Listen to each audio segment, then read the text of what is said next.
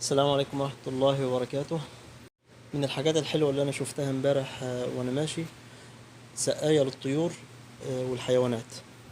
جزاه الله خيرا اللي عملها ويجعله في ميزان حسناته.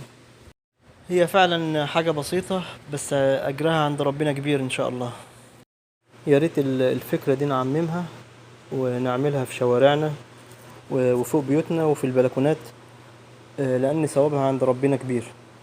لو الفكرة عجبتك ما تستناش وما تأخرش.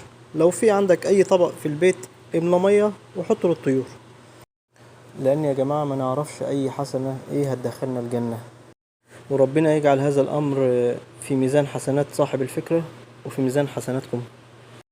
وفي الآخر عايز أقول لحضراتكم إن الدال على الخير كفاعله. انشر المقطع لعله يكون لك أجر بعد مماتك. ربنا يجعله في ميزان حسناتنا وحسناتكم. السلام عليكم ورحمة الله وبركاته. وجعلنا من الماء كل شيء حي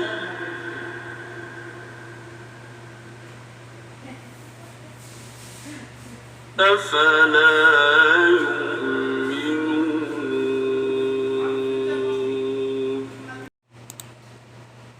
وجعلنا من الماء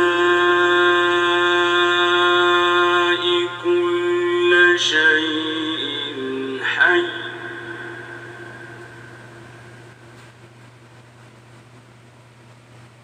أفلا يؤمنون